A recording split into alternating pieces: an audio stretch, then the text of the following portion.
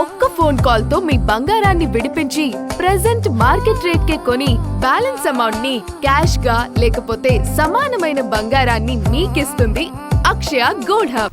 ఉమ్మడి కరీంనగర్ జిల్లాలో వరి కోతలు జోరందుకున్నాయి. అకాల వర్షాల భయంతో రైతులు ముందుగానే కోతలు చేపడుతున్నారు. కొనుగోలు కేంద్రాలకు 2-3 రోజుల్లో భారీగా ధాన్యం వచ్చే అవకాశం ఉండటంతో త్వరితగతిన కొనుగోలు జరిగేలా అధికారులు చర్యలు చేపట్టాలని రైతులు కోరుతున్నారు.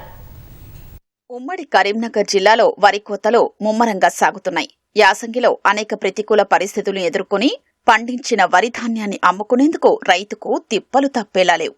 జిల్లాలో ఏటా ఏప్రిల్ చివరి వారంలో కొనుగోలు కేంద్రాలు ఏర్పాటు చేస్తారు.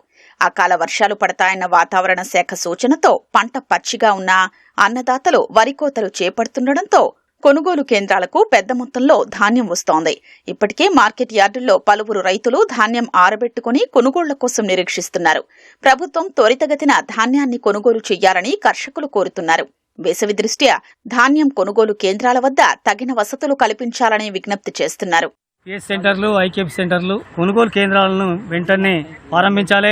ఎందుకంటే 15 రోజులు అవుతుంది కోతలు మొదలై ఇప్పటి వరకు కొనుగోలు కేంద్రాలు చాలు చేయలేదు. ఇది తక్షణమే చాలు చేసి కొనుగోలు చేసినట్టయితే రైతుకు మేలు జరుగుతుంది. ఎందుకంటే మిగతా రైతులు కోసే రైతులు తెచ్చిపోవచ్చు. ఎందుకంటే మళ్ళా పైనుంచి మాకు ఇప్పుడు వాతావరణం వర్షాలు వస్తున్నాయని చెప్తుంది. మరి కొనుగోలు ఎప్పుడు చేస్తారు ఏం కథ అనేది రైతులకు ఇంతవరకు అవగాహన లేదు.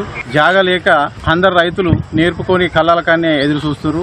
వర్షం మీద వచ్చినట్టయితే మొత్తం వడ్లు కొట్టుకుపోయి మా మోర్ర పెట్టే పరిస్థితి ఉంది. కాబట్టి వెంటనే ఈ కొనుగోలు కేంద్రాలను స్టార్ట్ చేసి రైతులకు మేలు చేయాలని కోరుకుంటూ బీట్ చాలు కాలేదు, జాగా కూడా లేదు, బాగా ఇరుకటం ఉంది. ఒక్కొక్కటి గజం ఎత్తు కుప్పలు ఉన్నాయి. నేర్పడానికి జాగాలు లేక అది ఉన్నది. కాబట్టి ప్రజాప్రతినిధులు కానీ రాజకీయ నాయకులు కానీ అందరూ దృష్టి పెట్టి వెంట అయినట్టు మ్యాచ్ వచ్చినట్టు ఓడగొట్టాలని అందరినీ కోరుకుంటున్నాను. నేను కూడా ఏంటంటే ఇంకా వారానికి కోసే పొలము ఇవాళ ఎందుకు వస్తున్నా అంటే పైన మబ్బులు వస్తున్నాయి. అకాల వర్షాలు గిట్లా పడితే ఆయనతో చేతుకు రాదనే ఉద్దేశం వల్ల ఈ రోజు పొలం కోయడం జరుగుతుంది. బట్ కోసినాక నేను 3 రోజులు ఎండబెడతాను. ఖచ్చితంగా తొందర తీసుకెళ్తే ఏంటంటే మిగతా వాళ్ళతో పోసుకోవచ్చు. ఇప్పుడు మనం గతంలో 100 రూపాయలు 200 తీసుకుంటే నేను ప్రైవేట్కి ఇచ్చేస్తాను. కాకపోతే వాళ్ళు కూడా తీసుకుంటారు. వాళ్ళు ఏమంటే పాత స్టాకే మా దగ్గర బాగుంది, మేము తీసుకోమని చెప్పి అంటారు. ఇటువంటి జరగకుండా ఫస్టే పకడ్బందీగా చేయాలని చెప్పి మేము ప్రభుత్వాన్ని అధికారులను కోరుకుంటున్నాము. కొనుగోలు కేంద్రాల వద్ద ధాన్యం ఆరబోసిన రైతులకు తేమ శాతం ప్రధాన సమస్యగా మారే అవకాశం ఉంది. కొనుగోళ్లు తొందరగా చేపట్టినా కూలీలు, లారీల సమస్యతో వడ్లు మిల్లులకు చేరేలా కనిపించడం లేదు.